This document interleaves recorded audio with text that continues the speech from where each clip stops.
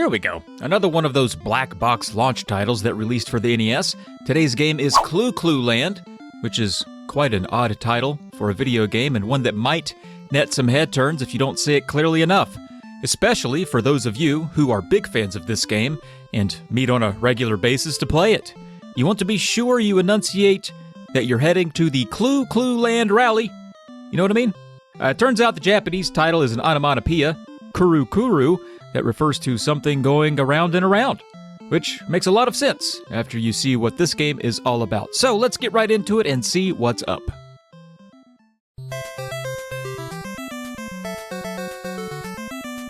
You can take this one on solo, or recruit an opponent for some simultaneous head-to-head Clu Clu landing. There aren't any frills or options here, you just jump right into it. Your initial experience with the controls will likely bend your brain a little, but before we get into that, let's talk about the context of this situation. You control a female balloonfish named Bubbles in North America and known as Gloopy in Japan. No one is going to like being named Gloopy, no matter what language. That's just a fact. Bubbles has to swim around a maze and uncover all the golden ingots by traversing over them, while sea urchins lurk around and protect said gold. The ingots on each stage form some type of shape, pattern, or image, and you can get an idea of how intricate a pattern might be from the color of the level. For example, you always start on a pink level, and the pattern will be randomly one of 4 possibilities: a heart, a man, a smiley face, or a muffin. Could also be a house, or a cupcake, or a mushroom. I don't know. But these are basic patterns, and after some time playing the game, you'll start to recognize the patterns early, and you'll waste less time going to areas of the screen that don't matter. Green levels become slightly more intricate. There's a spade, an eagle, a fish face, could be a clown, and a mouse's head. Blue levels include more complicated designs like a butterfly, eyeglasses, a koala, and a submarine.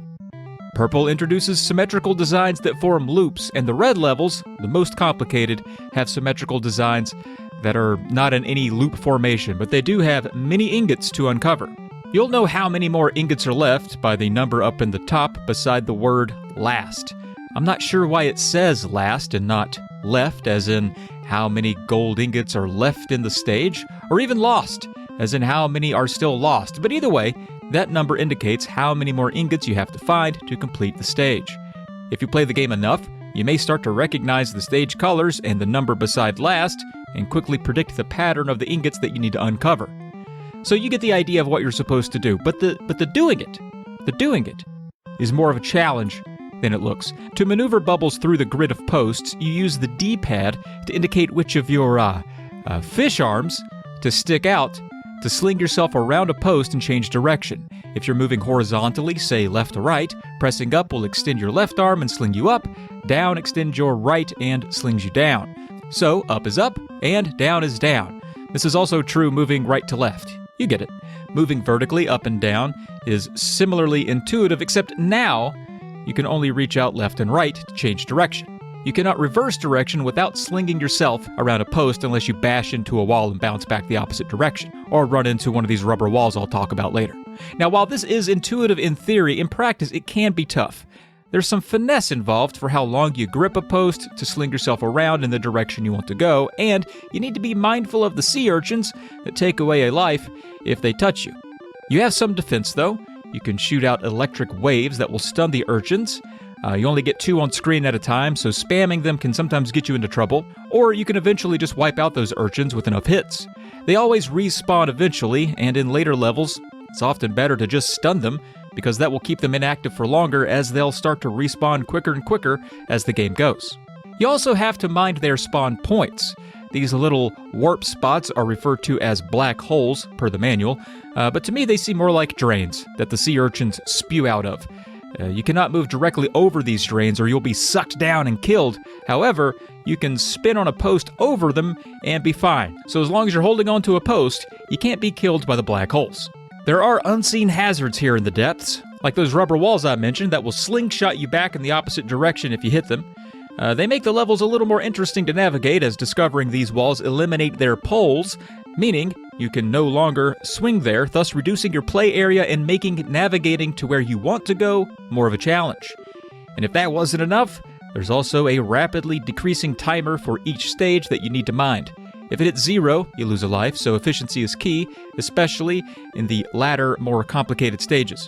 Now, you start with just 5 lives and no continues. Extra lives are rare to come by. They seemingly appear at random as these little white bonus flags you can pick up and have nothing to do with points or anything. You just sometimes get lucky. You may notice my life counter up here showing odd values on occasion, and that's because in order to get footage of the latter stages, I used an Infinite Lives Game Genie code. I'm not good enough at this game to get very far, even though I find it very fun and addictive. Anyway, there's another pickup that will stop the timer for a few seconds and keep the urchins from moving, giving you a slight reprieve, but it doesn't last long. All the other pickups, like the different fruits, are mostly tied to points, which again, don't net you any in-game perks, just bragging rights. Every 5 levels or so, you play a bonus stage where there are no enemies, and you have a limited amount of time to get as many of the gold bars as you can, again, simply for a few extra points. The game goes on and on for as long as you can keep your lives. However, after the 21st stage, the game adds a new wrinkle. The same patterns repeat, but now, in addition to uncovering all the ingots, you have to try to have them all flashing their shiny sides as opposed to their dull sides. Running over them once uncovers them and their shiny side, but if you move back over them, they'll dull out. So it could be a real challenge to have them all facing the right way and avoid the ones that you don't want to flip. There's not a whole lot to say about the music. There are only 3 tracks, and yeah, they're decent. I like them. They fit. There's regular stage music, time is running out music, and bonus stage music. It was, however, notably composed by the legendary Akito Nakatsuka, who also contributed to music for Excitebike, Zelda 2, Punch-Out!, and he worked with Dan Hess on the Pilot Wing 64 soundtrack, one of my favorites. Oh, and the 2-player mode is simultaneous and pretty fun. Players compete for who can flip the most ingots on each stage and who can gain the most points, and the game doesn't end until both players run out of lives. So, you can make it a competitive experience, or, if you'd rather, you could try to just team up and see how far the both of you can get. It's really up to you. It seems Clu Clu Land is one of the more unsung titles from that black box bunch, but I think it holds up among the best. It's both puzzle and action, it's a novel concept, and has a fun 2-player mode.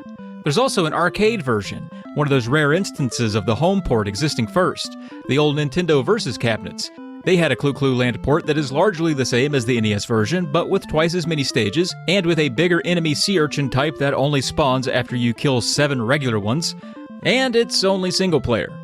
A port of that Versus version was released as the final game for the Famicom Disk System, titled Clu Clu Land, Welcome to New Clu Clu Land.